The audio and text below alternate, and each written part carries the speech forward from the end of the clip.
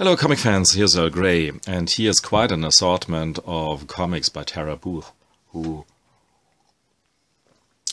makes the most, dare I say, fun, at least colorful and wild comics about depression and private catastrophes. They're all autobiographies in a way. I like them. I feel they are beautiful, but beauty lies in the eyes of the beholder, and if this art is absolutely not your kind of stuff, probably this video won't do anything for you. This is an assortment of one-pagers without some really punchline or something, but just honest observations of her own private troubles. Some are just not so important, but mildly funny, but sometimes it's really about the end and spiraling down into some kind of depression.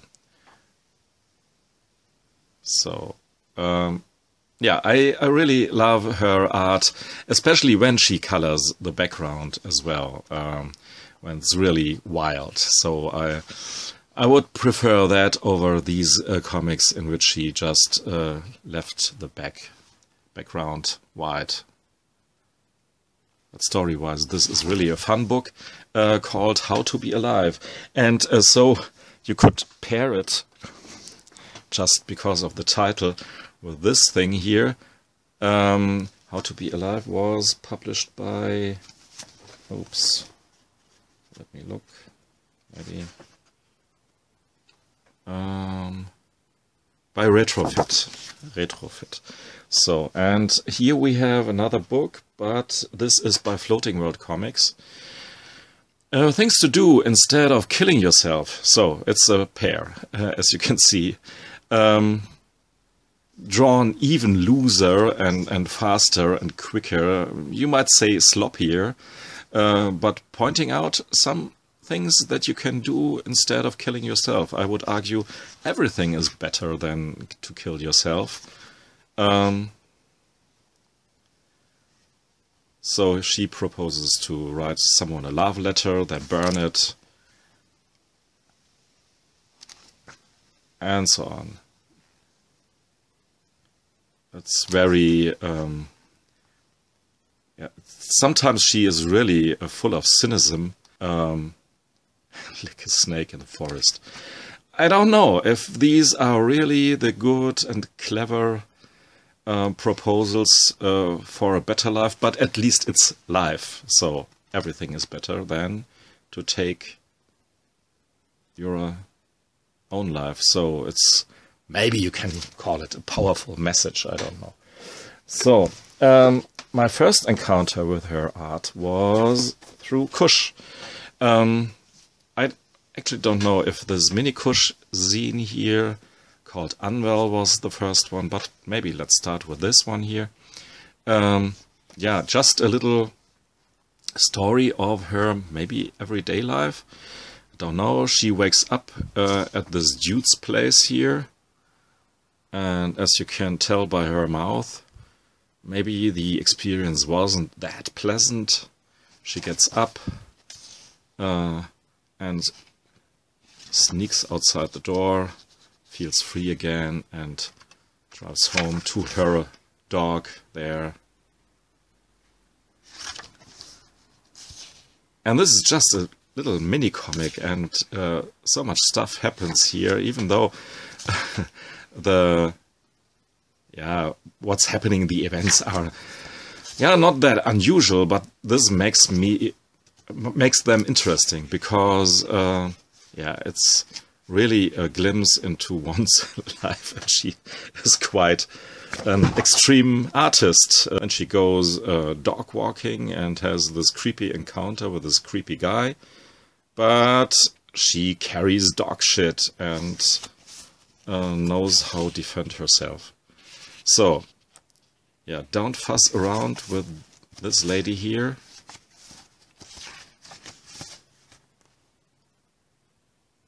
and she loves her dog. Maybe the relationship with her dog is the most consistent one in her life.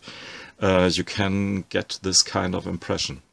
And this is the other book by Kuj, in which I first saw the art and comics by Tara Booth. It's the anthology 33 with the subject of misery, and yeah, she nails the subject really good with these this cover and back cover there, and even the marker here is by her.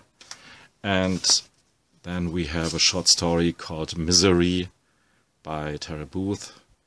Yeah, she or somebody else, I guess it's her, because all the comics are about her.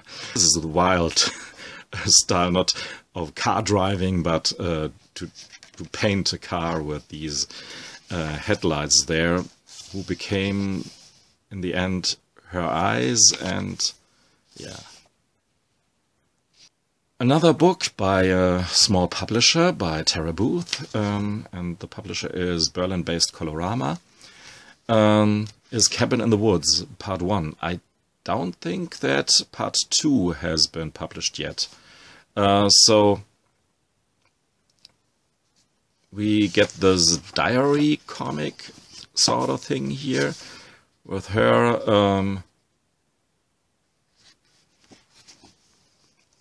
visiting some people, but in the end she is all by herself in a little room watching porn and doing other stuff to waste her time, and then she takes a walk with her dog. Nothing really exciting happens there. The exciting thing is just how she depicts herself dancing to Kate Bush's Wuthering Heights in the park here, for an example.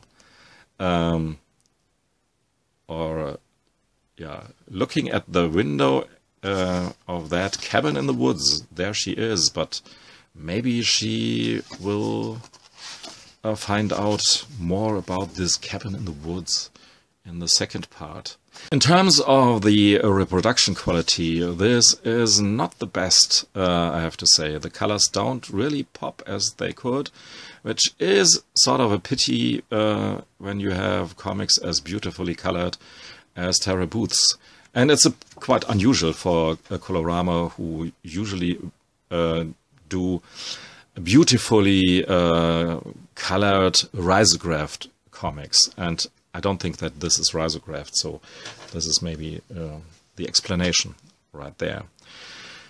So now the reason why I do this video now is obviously this hefty tome called Processing by Drawn and Quarterly.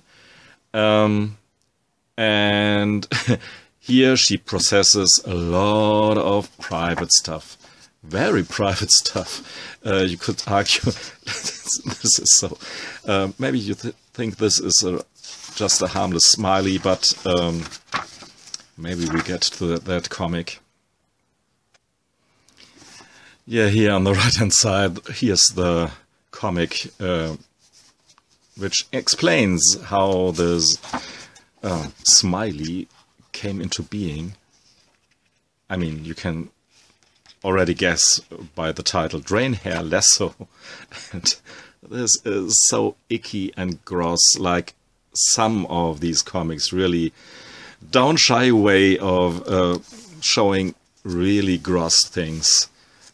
There you have it, the Drain Hair Lasso. And she swings it very fine, and there you have this little hairy dude there. Yeah, and here she's shaving her legs and can't get it really right. Everything's shiny on the front side, but yeah. You will laugh a lot in this comic here. But I think when I live alone, she uses dog shampoo, no problem. But when she's living with roommates, she does the whole take care of yourself thing here with oils and candles and stuff. And I don't even have talked about this guy who, I think he's, who is in love with her butthole. This is just stop this video right there. I mean, the art is very crude, but the perfect thing here. And then, yeah, you have pages like these who are just beautiful, even though the content is everything else but beautiful. I mean, it's sad. She tells us everything about her states and anxieties and stuff like this. And honestly, for a guy like me who has lived through a part of these aspects of life, I think, I mean, there will always be a time in your life when you feel uncertain about yourself, and probably, maybe you don't. Good for you. More power to you. But I think most people had some bad experience, some breakups, some heartaches, and so. And she's all in this phase here and tells us everything about her state of mind.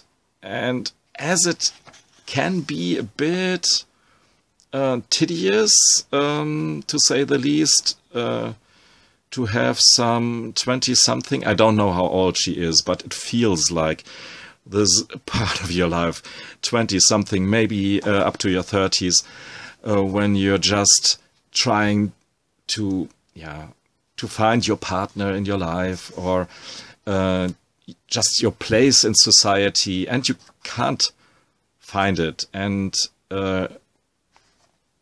you're in a mood of constant navel-gazing, maybe. That's what she is. This book here is, story-wise, constant navel-gazing, and she talks about me, or her. The saving grace about this constant navel-gazing is obviously that she does it in the most brutal, honest way. Actually, at the border of self-destruction here. There's a certain beauty to the pea on that meadow there. And yeah, sometimes it doesn't need much to feel fine. So I don't know. I wouldn't recommend to read this book here from start to finish in one go, because it's separated in lots of little parts and short stories and one-pages, and sometimes just art observations about her shitty life, which is actually not that shitty, as you can tell. But yeah, she struggles with this symptom and that symptom. And maybe this is a bit different than in my personal life. We didn't have these terminology. You just had some problems. Figure it out for yourself, and or just be a loser. So you have to. You wouldn't be so open about it. And maybe this is a good thing here. Sometimes it's a bit bewildering, I have to admit, when somebody is so open about his innermost feelings and emotions. But on the bottom line, I really had a blast with processing here. You have to like this kind of art, obviously. But if you do so, or if you maybe can appreciate the color compositions on some pages, well, really nice and beautiful in my mind. But if you don't think so, yeah, I can't convince you, I'm afraid, of checking this book out. But for all the others out there, yeah, Processing is out now by Drawn and Quarterly. But before I go, I wanted to show you this other book here, Fürchten lernen, Learning to be Afraid by Nando van Aap, who is a Swiss guy. And the reason why I wanted to show you this book here is because I feel the art is a bit similar, and even more so the way of storytelling, because these are short stories as well, and telling us about very private conditions of Mr. Nando van Aap, who has dealt with a lot of anxieties. And so each of these short stories is about a different anxiety of his, or talks about the ramifications of his fragile psyche.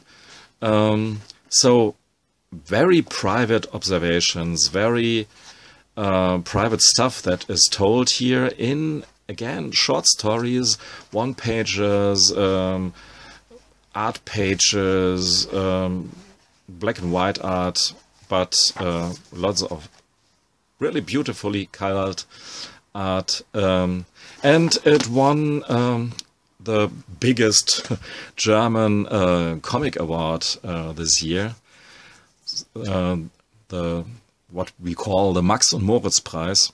So